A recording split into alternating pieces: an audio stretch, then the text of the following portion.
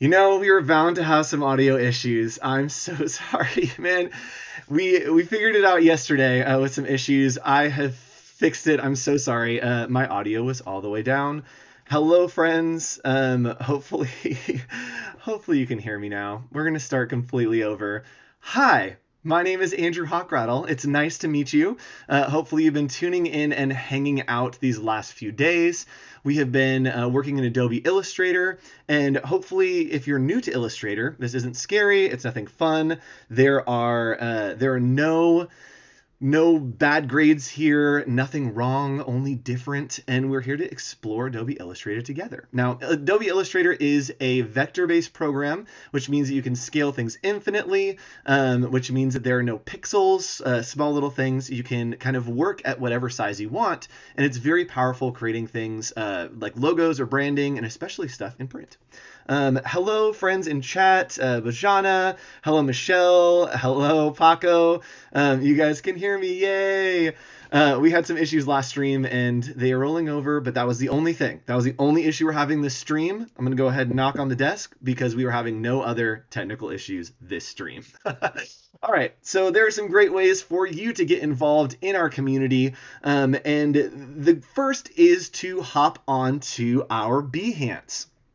Now, working with Behance, it worked, yes. Every little work is a win today. So you can hop on Behance and join us at behance.net/challenge/illustrator. That is where you can get involved and you can see this page. And here you'll see all of the different challenges that we're working on. You'll see the challenges from last week. Up until this week. So we started moving the pen tool, the colors, and today we're talking about blend modes, which is going to be super, super fun. I'm doing great. Hazem, hello. Hello, Ahmed. All these people in chat saying hello. So we're talking about blend modes today, but the big thing is you can get involved in these challenges, and right here, I'm registered for the future challenges. If yours doesn't look like this, there'll be a button there, and if it doesn't look like that, all your friends are doing it. It's going to be fun. Click that button. Just try it once. And it will notify you every day we have a new creative challenge, which is super fun. We only have a couple days left, but it will notify you for the next few days. The second thing that you can do to join our community is if you're doing those daily challenges, go ahead and tag AI challenge as you upload to Behance. I'm going to go ahead and filter this by the most recent so you can see some of the stuff that's coming in. And this is great work. Hello, Patrick. Thanks for joining us. So we have some great work here from our past challenges. We had a recoloring challenge yesterday and some great examples of that. Some donuts from last week. We did a lot of work with donuts. And even some stuff today using blend modes. Yes, using multiply, overlay, screen, color dodge, and color burn, which is super, super exciting. We're going to talk about it today.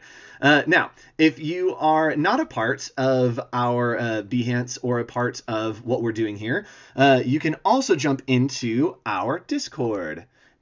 You can join this link up here, bit.ly/AI Discord. This is where you can chat. This is where you can talk with friends. And actually, in our Discord, which you can see here, we have a lot of work already coming in. A great piece by Kevin using some texture in here, using multiply, using overlay. This is what we're doing today. We're working with blend modes to create a poster for a sports team. This poster is actually better than what we're going to create because we're going to talk about kind of concepts, but this is a great example. If you want some aspirational stuff to look for, hop into our Discord and join our community there.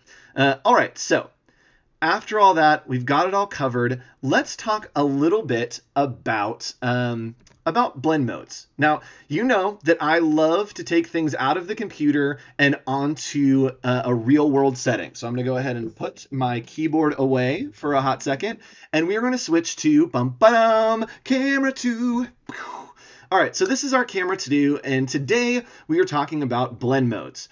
And blend modes are basically something that actually let's put me in the corner here, just so you guys can see my beautiful face. There we go. Hello, friends. Let's drop me down in the corner. There we go. I am a floating head, and I love you. So These are what blend modes are. Basically, it's something that combines things together, right? A lot of times in design, we're translating something from the real world into the digital world. So the blend modes we're going to talk about today are really three categories. We have something that are darkeners, which would be things like multiply, or something that is lighteners, which is like overlay, and something that is color changers, which is like color. So let's give a example. Let's go ahead and grab a pen here. Let's start with red. So you'll see that on this, let's say that we're in Illustrator or we're working with color, and we make a red box, right? I'm just going to color this in, and we are using red as a red box. Make this a very deep red, and now we have what we like to think of as a base color. And if you're doing research about blending modes, they are called base colors. It's the color that is underneath. Now, if we use something like multiply, right? It's like putting saran wrap on top of it. And this is kind of how I think about it, is using something like multiply or using blend modes, we are just putting things on top of other things. And so using the blend mode of multiply, let's say that we're multiplying blue.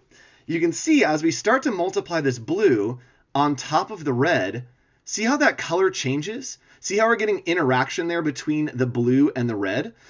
So it's the same way that if we start using a lighter color, multiply is something that always darkens. So if we're using this lighter kind of yellow here, multiply is like casting a shadow, right? If we're putting this blue over it, you can see very well there that the blue stays completely blue, but when it interacts with the other color, it darkens it, right? So multiply is always like a shadow.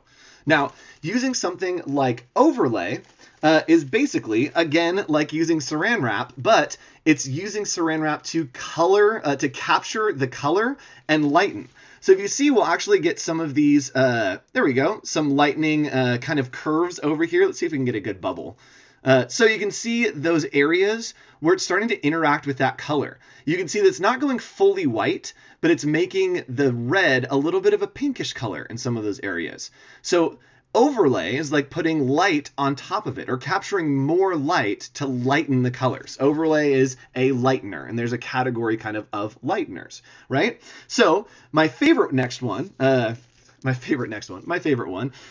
the colorers. So let's say that we're working in grayscale, right? We have our pencil here and we're working in grayscale. We're gonna make some of this light. We're gonna make some of this really dark here and then go back to light. So we're working here in different values. We're working in grayscale.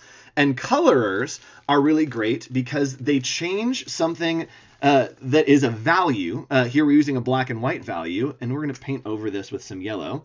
And they take those values and adapt them to whatever the color is that you're putting over it. So colorers, which are things like color, saturation, some of those that we'll look at in the blend modes, is you'll see, right, that instead of just being black and white, it starts to become a brighter color. Let's do some more up here. So it starts to adapt whatever color you're working with, right? So you can see that there, that gray has now turned to a light yellow or a darker yellow. So adding color is a color. All right.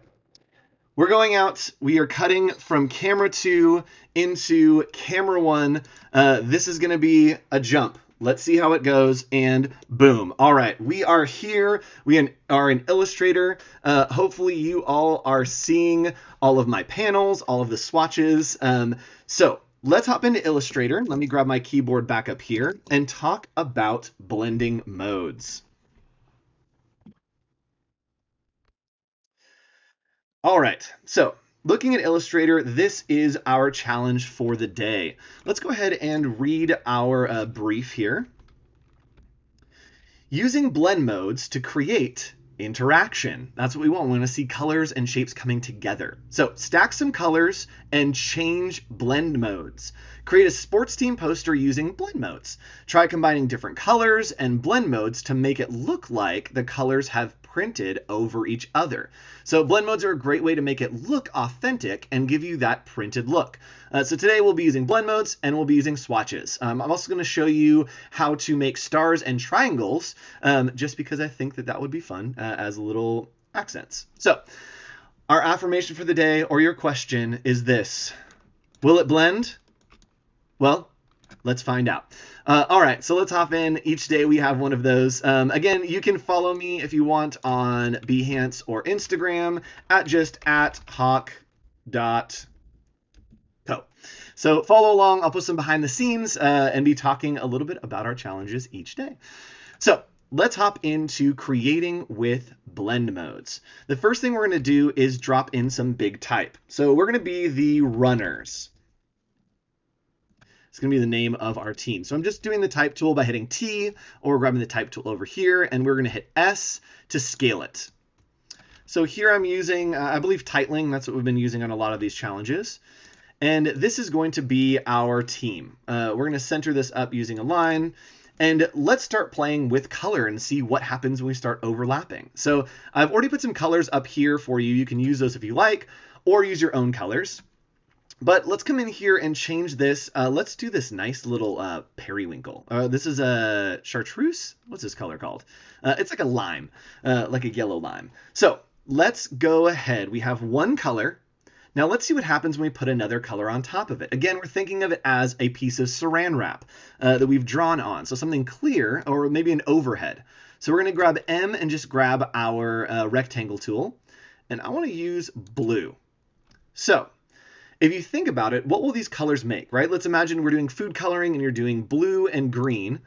Let's go ahead and multiply. And what that's going to do is it's going to take these two colors, and whatever's on top is basically casting a shadow onto the color on the bottom.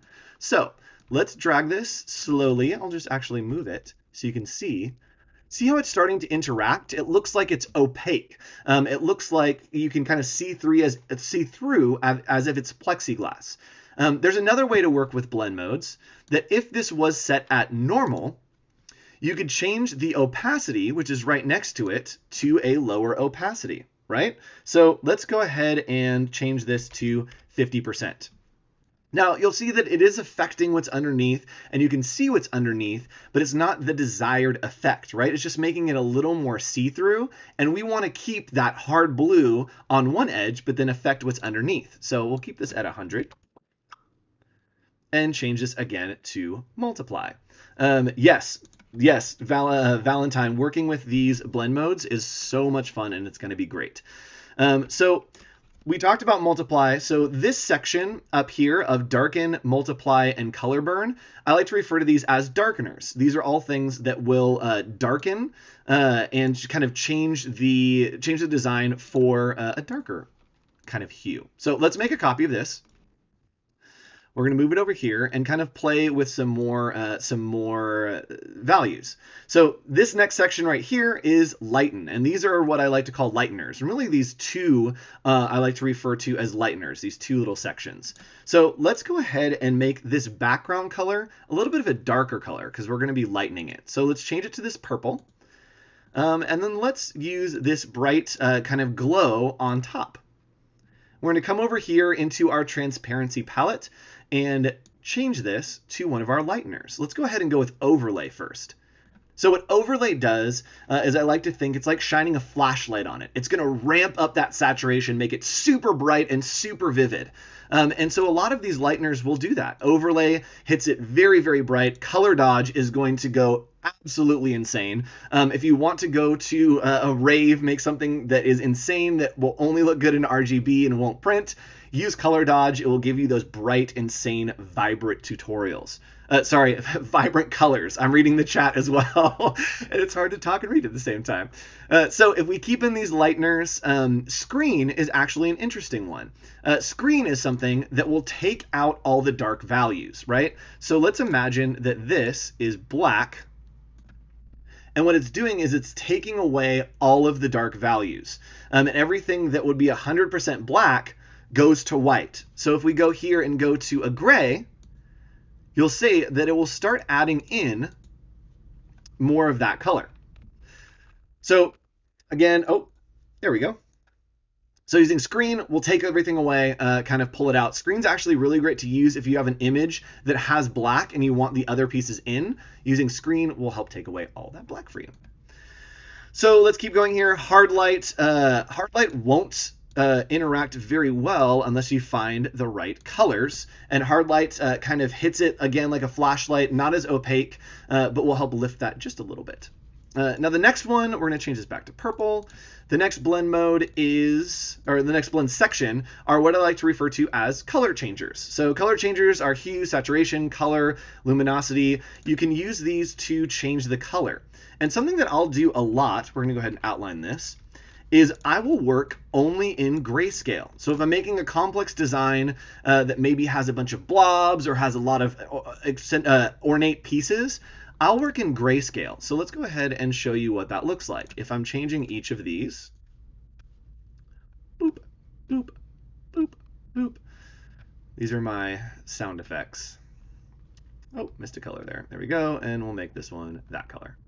So we have this grayscale, and a lot of times I will work in grayscale, and then to test out color palettes and see what I can do, I'll drop a shape on top and change it to multiply. Multiply will show us kind of the broad gamut, and you can pull what would be a color scheme out of this, right? If you're working with two colors, using color will help to blend the top color closer to the lower color. So let's go ahead and look at this. Normal, and we're going to make a circle over this of purple, change this to color, and you'll see that it's taking whatever the lower color is and bringing the value closer to the color on top, right? So it's keeping what in theory is the value of this yellow, but making it purple, right? So technically it's like a purple yellow, but it's making it purple. So color will shift to whatever color is on top. Again, if we make this blue, guess what it's going to do? It's going to make a blue yellow. It's a little crazy. So you can play around with all of those blend modes, but what we want to focus on today is the blend mode of multiply. Multiply is a great way to make a kind of printed poster, and we're going to make something very simple that could be maybe a big Nike ad or something that represents a sports team. These are going to be the runners. Running is a sport, I think. So we're just going to make a big background. We're going to go ahead and right click on this, go to arrange and send to back. Now we have this color. I actually want to make this purple. So let's go in here, grab our purple. There we go. This is going somewhere, right? This is a very interesting, bright and vibrant kind of poster, but I don't want it to vibrate as much. I want to show that it maybe has some interaction and see what happens when we start to mix these together. So let's change this runners, again, grabbing our transparency and change this to multiply.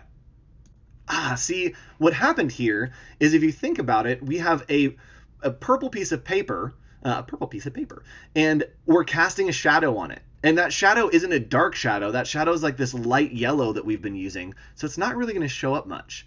So think about this. If you set down a white index card on that purple paper and then cast a shadow on it, the white would show through, right? And capture whatever that color is, and then it would blend with whatever the back color is. So let's go ahead and we're going to grab the rectangle tool, and I'm going to draw a white box just behind this. And it's not going to be fully covering it.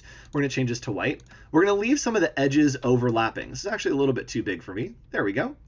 And what I'm going to do is remember our runner's title is multiplied. So I am going to take this white box that I've just made, right click, go to arrange, and send backward. We're going to keep doing that. We can use command and bracket to do that. And send it behind this type. Right? This is how you start getting really interesting designs by using that multiply tool.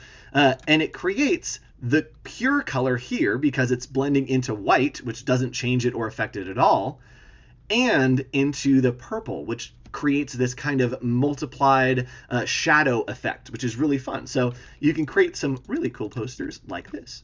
Another thing that I like to do is use strokes and multiply to create an offset look, to make it look like it is printed wrong. So let's go ahead and grab our basketball for the runners. The assets that I made. Maybe we should be the ballers. Let's do that. We'll be the ballers. Yeah. All right, that's better. So now we're the ballers. So we're going to take this basketball, and I'm going to make a copy using Command C and paste it using Command Shift V on top. And I'll use the eyedropper tool to grab this yellow. It's going to keep that multiply, or you can turn it on over here. And we're just going to move this ever so slightly. And as we move this, you can see that it's created this cool off-printed kind of look. And what's really fun when you're working with multiply is to grab this basketball, come down here and change the stroke. Now we're going to increase this stroke a little bit. And what's fun is when you multiply a stroke, it looks like it's perfectly printed with that kind of offset. You get the whites to not interact at all, and whatever your background color to interact a lot. This is something that's great to work with textures and to work with all kinds of other pieces, other colors. And even if we drop another color on top, it's going to continue to interact. So let's drop a blue on top and multiply that. Now, not only is it interacting with the white, it's also interacting with this yellow and with the purple, right? So it's like stacking pieces of plexiglass on top of each other. Yes, this is very 90s, a little bit throwback. So what I want you to do, let's make this orange just because my heart wants it. There we go, and let's multiply that in. Why not? Actually, let's change this to overlay, make it super bright. So again, overlay lifts, multiply casts a shadow, and the color sections change and augment the color. So let's do one more thing that I want to show you, and that's creating a gradient and using it to multiply. So we'll go ahead, we're just going to make a box here. Actually, let's make a full box. So let's make a full box. I'm going to add a gradient to it. And you can see here that we are basically transitioning from a gray into a black. I want this to go at a 90-degree angle. There we go. And when I change this, I can change the blend mode to multiply, and it will make the whole thing darker. So this is really fun and nice to do if you want a soft edge, if you want something to have a little bit more dimension. We also can change this to overlay, and it's going to lift that color, right, and create this bright kind of fun neon. You can take this into Photoshop or even use an Illustrator to create some texture to give it that kind of sizzle. This is a great way to do gradients if you want to be able to change and mesh and mix. Also, if you're blending colors, if you're blending colors, we can come in here and move in a color, and now it's interacting that blue into the purple, right? So instead of adding or subtracting, we're helping to blend. So it's a lot like working with watercolor, or a lot like working, again, with plexiglass or some kind of overhead thing. So that was our lesson for today. I'm super excited for you guys to see what you come up with to create a sports poster. Again, work a lot with multiply and try to make it look like you have actually printed it. I'm excited to see what you come up with. Make sure, again, that you join our Discord right here, bit.ly/AI Discord, and start dropping your projects in there. We'll be back tomorrow talking about texture, which would be super fun. We'll talk about additive texture and subtractive texture. And make sure if you're posting on Behance, tag it with hashtag AI Daily Challenge. I'm super excited. It's going to be fun. Come back tomorrow, 2 p.m., and we will hang out together. Bye! Oh, awkward pause as I pull up the page to stop. All right, bye!